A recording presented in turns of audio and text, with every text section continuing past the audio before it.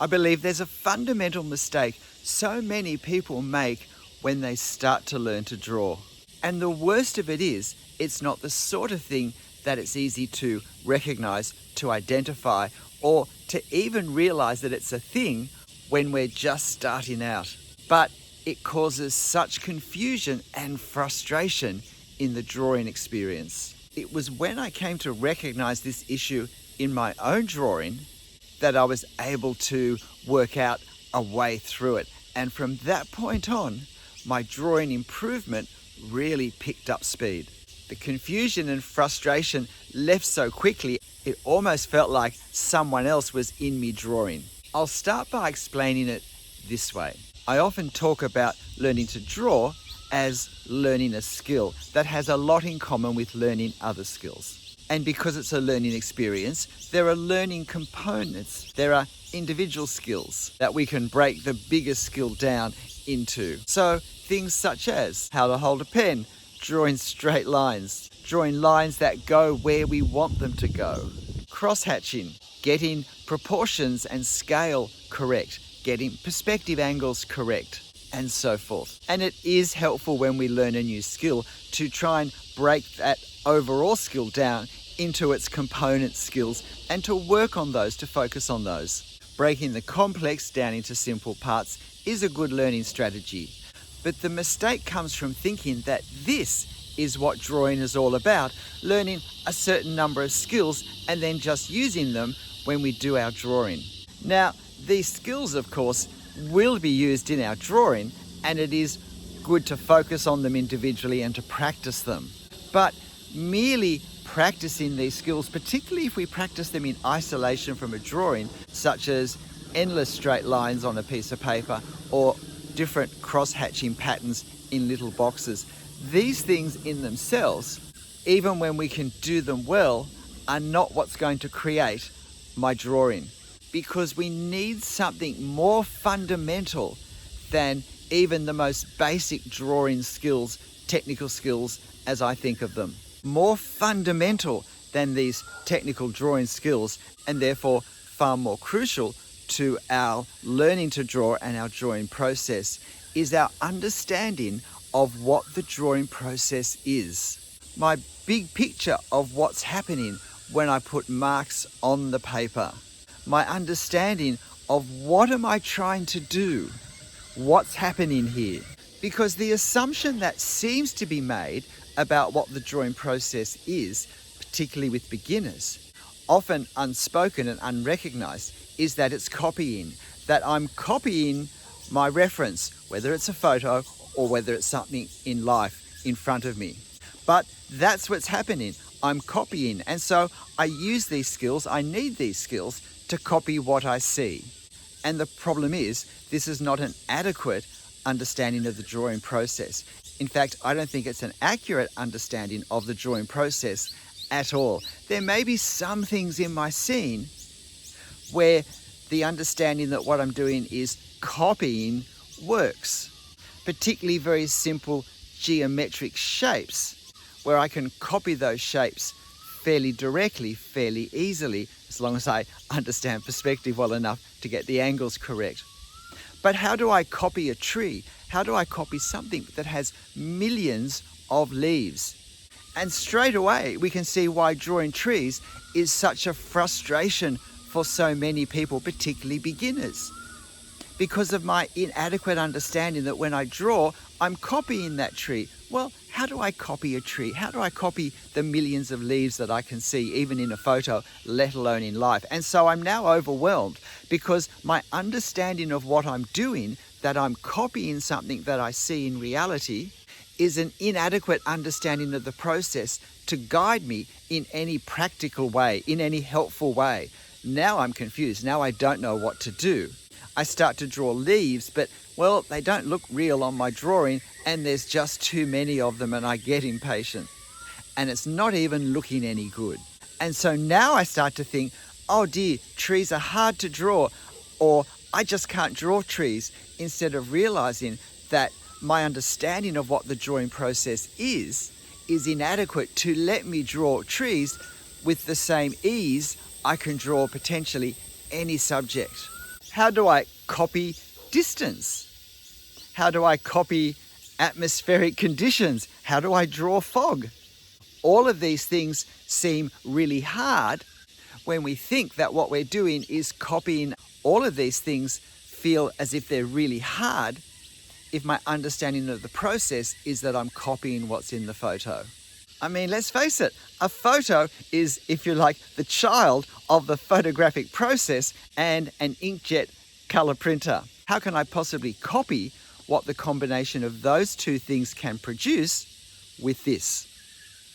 So the mistake that we make as beginners is thinking that learning to draw and therefore improving in my drawing is all about using technical skills, techniques of using pens and making lines on the paper to copy what's in my reference. And it's because this way of understanding the drawing process is so inadequate or simply unhelpful that I find myself so often looking at a blank sheet of paper, holding a pen, looking at my reference and thinking, I just don't know where to start. And it's because my understanding of the process has not helped me work out where to start. Can I suggest a better way of understanding the drawing process? One that will not just guide us as to how to start, but will guide us through every stage of the drawing process and also tell us when to stop. Let me make clear, there is no one single way to understand what the drawing process is. Drawing is a creative expression, and as many hands we have holding the pen doing the drawing, there are possible ways of understanding that process. But let me explain what has really helped me and my drawing. What has, instead of confusing me, actually come to guide me through my whole drawing. If you've watched other videos of mine, there's every chance you've heard me talk about understanding the drawing process as translation work. There are lots of parallels when we think of what's involved in translating one language into a second language. But instead of translating a spoken language, we're actually translating a visual language. We're representing something that we see, if you like, in one language, in a photo or in life. We're translating that visually into something we'll see in another language, our drawing. A language that speaks with the marks I put on the paper, using whatever materials I use. And when we translate, sometimes we can say the same thing very exactly, very literally, word for word substitution. At other times, we can't do that. To say that thing, we have to say it in totally different words, maybe totally different grammatical structure, maybe using different pictures, word pictures, if we want the same meaning to come across. And it's exactly the same when we draw. Some things we can represent by outlining shapes we see in our reference, such as the broad box-like outline of a building. But at other times, we have to totally reinvent the language and say it very differently to say the same thing, such as the marks we might put on our paper now to draw a tree canopy.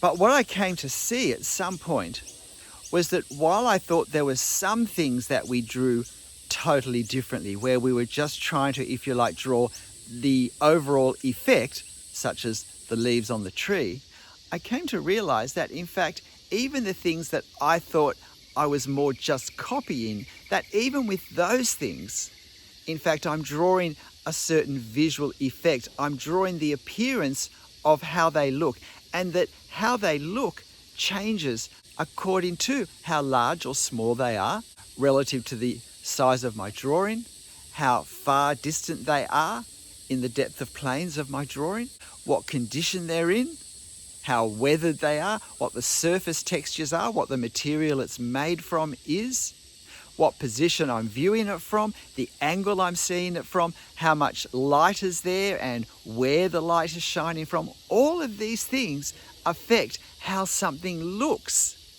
And so if I just draw it by using the same outlines, regardless of these conditions I've just mentioned, then I'm not going to be drawing what I'm actually seeing. I'm going to be drawing a box, but I'm not going to be drawing this box. In fact, everything I see in my reference, I'm seeing as a certain visual effect. And I need to be understanding my drawing process, that I'm firstly seeing the visual effect, and then I'm thinking, not how do I copy this shape, but I'm thinking, how do I create that visual effect in my drawing? And this is why I shifted from thinking that my drawing was made through lines to realizing that my drawings were being created more and more by marks, because lines, while they are marks on their own, were inadequate so much of the time, increasingly most of the time, to create the effect I wanted. When I was using lines, I began to use them with increased variety, varying the light and the darkness, the heaviness with which I drew them. To get this sort of variation that we see visually became important for me to try and capture in the way I put my marks on the paper. And because I'm now trying to capture the effect of what I see in my reference, I'm not trying to copy one for one what I see there in my drawing. I'm trying to capture the overall visual appearance of individual components of a larger visual effect. I'm actually going to be, in terms of the marks on the paper, drawing things that aren't in the photo. I'm going to create effects by saying things in a totally different visual language. And this is why drawing is such a creative process, because I'm not copying my reference. I'm creating something in my drawing. I'm creating a drawing that comes from marks that aren't in my reference, but they capture the effect, the feel of what's in my reference.